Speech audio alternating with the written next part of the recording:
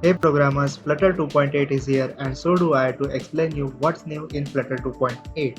So let's start with performance.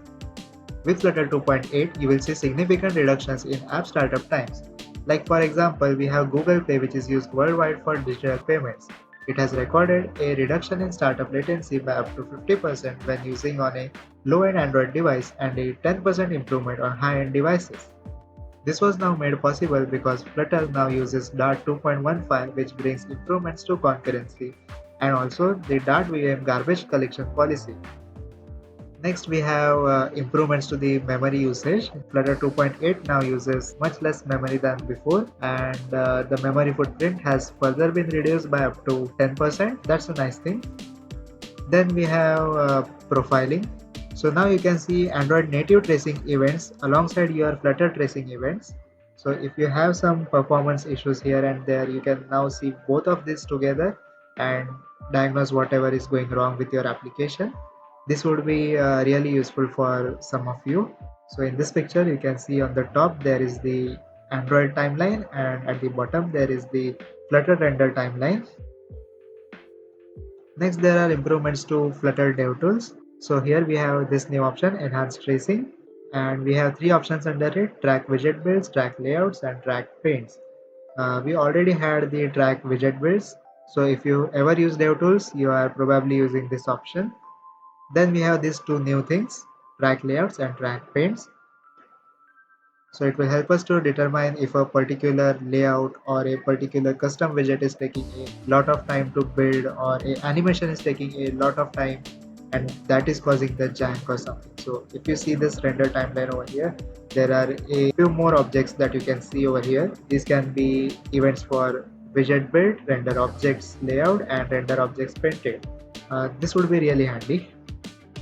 Then we have some changes to the CPU profiler. Now the CPU profiler has samples from the initialization of Dart VM until the first Flutter frame has been rendered. So it would be helpful in certain cases. Then we have some changes to the WebView platform, some minor changes here and there. Okay, then we have Flutter ecosystem. We have 20,000 more packages and plugins on pub.dev. Okay, this is one of the biggest features coming to Flutter 2.8, that is support for mobile ads. So we have support for both ad mob and ad manager. So if you want to monetize your app or earn some pocket money, you can easily add advertisements to your Flutter application using the Google Mobile SDK for Flutter. So if you want to monetize it, there's a good news for you. We have improvements to WebView 3.0 and these are support for post as well as get for populating content. Then we can load HTML from files and strings. We have support for transparent background and we can now write cookies before loading the content. They have also given us the code for implementing that thing and this is the output. Next, there is Flutter favorites. So there are a bunch of packages picked up by the Flutter ecosystem committee. These are really good packages, and if you ever feel the need of using some of these packages, you should probably check them out. Okay, then we have some platform specific packages over here. Okay, Firebase, that's the next big change in Flutter 2.8. The Flutterfire plugin that we use to connect to Firebase is now available as a stable release. So if you ever want to use some unrelational databases and stuff like that, go for Firebase, and since it is now stable, you can add it to your production quality applications. They have given us a list of services that are now available in the stable version. And since Firebase is now stable, you can now initialize Firebase on any supported platform from Dart. We also have this CLI tool for Flutterfire.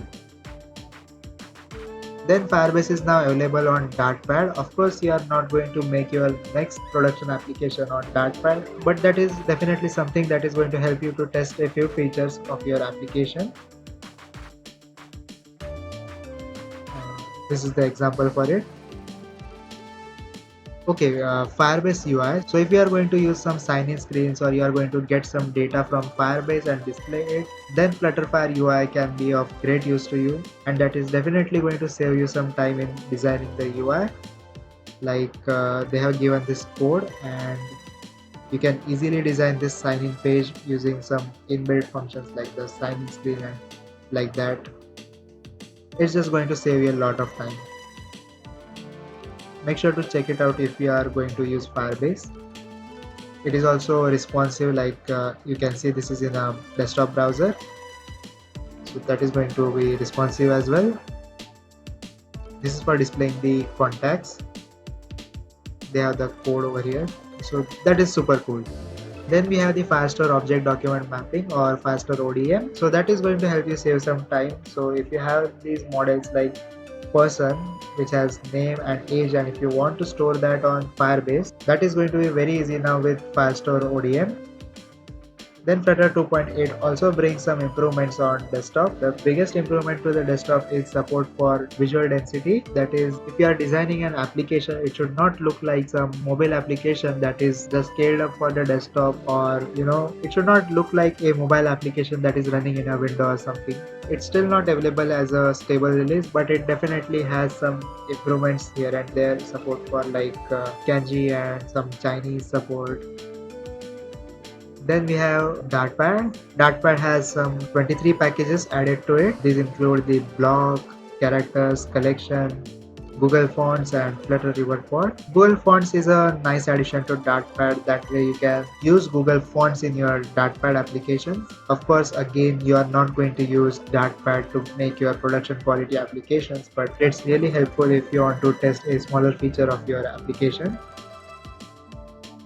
Also, the dev channel has now been removed by Flutter developers. They found that fewer than 3% of Flutter developers use the dev channel, and it takes a lot of effort to keep the dev channel running. So they finally decided to remove it altogether. So now we are left with stable, beta and master channels. That makes much more sense now. There are not much breaking changes in Flutter 2.8. There are only a few deprecated APIs, and some of them are listed over here. If you happen to use any of these, there is a migration guide on flutter.dev that you can refer. That's all about it. So thanks for watching. Subscribe to the Forgotten Programmer for more such videos. Until then, keep coding.